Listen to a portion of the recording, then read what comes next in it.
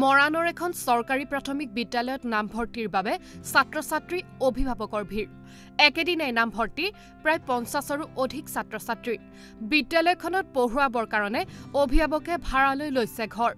বিদ্যালয়খন হৈছে মৰাণৰ পিয়লিনগৰস্থিত খোৱাং শিক্ষাখণ্ডৰ অন্তৰ্গত পিয়লিনগৰ প্ৰাথমিক বিদ্যালয়। কেইবাবছৰ ধৰি বিদ্যালয়খনে গুণোৎসৱত লাভ কৰিছে A+ গ্ৰেড। 264গৰাকী ছাত্ৰ-ছাত্ৰীৰে পৰিপূৰ্ণ এই বিদ্যালয়খনত একেদিনাই নামভৰ্তি হৈছে প্ৰায় 50গৰাকী ছাত্ৰ-ছাত্ৰী। মই টিংখাঙৰ পৰা আহিছোঁ। টিংখাং শিশুমৰা। এই স্কুলখনৰ নাম শুনিছোঁ মই, ল'ৰাটো সেইটোকে যিহেতু ইয়াতে নাম লগাই দিছোঁ, মই ইয়াতে ভাড়া ঘৰ লৈছোঁ। টিংখাঙৰ পৰা মৰাণলৈ আহিছোঁ। অসমীয়া মিডিয়ামত পঢ়াম বুলি আহিছোঁ, যাতে কিবা এটা ভাল আশা লৈ আহিছোঁ ইয়ালৈ, ভৱিষ্যতে ল'ৰা কিবা হওক।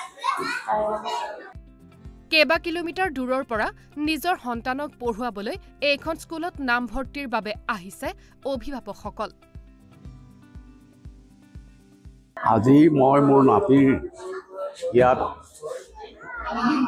নাম লগাবলৈ আহিছোঁ, কাৰণ মাতৃভাষাৰ শিক্ষাই হৈছে আটাইতকৈ শিক্ষাৰ উত্তম উপায়। গতিকে যদি ল'ৰাই ভাষাই বুজি নাপায় তেতিয়াহ'লে কেতিয়াও সি শিক্ষাৰ আগবাঢ়ি যাব নোৱাৰে। আৰু সেই মাতৃভাষাৰ যোগেদি আজি বিভিন্ন ধৰণৰ যিবিলাক গোটেই আমি দেখিছোঁ, যিমানবিলাক স্কলাৰ আছে সকলোবিলাক মাতৃভাষাৰ মাজেদি। এতিয়া বৰ্তমান কি হৈছে, শিক্ষাটো এটা ব্যৱসায়ত পৰিণত হৈছে। গতিকে এই যিটো ইংৰাজী মাধ্যমৰ শিক্ষা, এই ইংৰাজী মাধ্যমৰ শিক্ষা মাজেদি আজি এটা হৈছে, এটা জনৰ শিক্ষাটোৰ এটা ব্যৱসায়ত পৰিণত হৈছে, শিক্ষাক ব্যৱসায়ত পৰিণত কৰিবলৈ লৈছে। গতিকে এই শিক্ষাৰ যিটো ব্যৱসায়ৰ কৰিবলৈ লোৱা হৈছে, এইটো মই সম্পূৰ্ণ ইয়াৰ বিৰোধী। আৰু আজি এই পিয়লিনগৰ স্কুলখনৰ পৰা যি মই আগৰ নথি পাইছোঁ, ইয়াৰ পৰা যথেষ্ট ভাল ল'ৰা ছোৱালী ওলাই গৈছে বা হৈছে। মোৰ নাতিনী এজনীও এখন ইংৰাজী মাধ্যমৰ বিদ্যালয়ত পঢ়িছিল।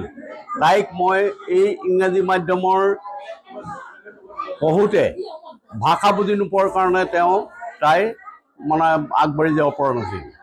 কিন্তু যেতিয়া মই এই ইংৰাজী মাধ্যমৰ পৰা আনি এই পিয়লিনগৰ স্কুলতেই এই মোৰ নাতিনীজনীৰ এডমিশ্যন দিছিলোঁ, আৰু এতিয়া বৰ্তমান মৰাণ হায়াৰ ছেকেণ্ডেৰীত এডমিশ্যন লৈ আছে।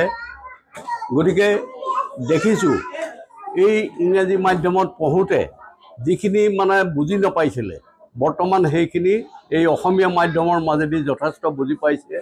আৰু গতিকে সেইকাৰণেই মই মোৰ নাতিটোকো আজি এই মাতৃভাষাৰ বিদ্যালয়ত মই এডমিশ্যন দিবলৈ আজি আহিছোঁ।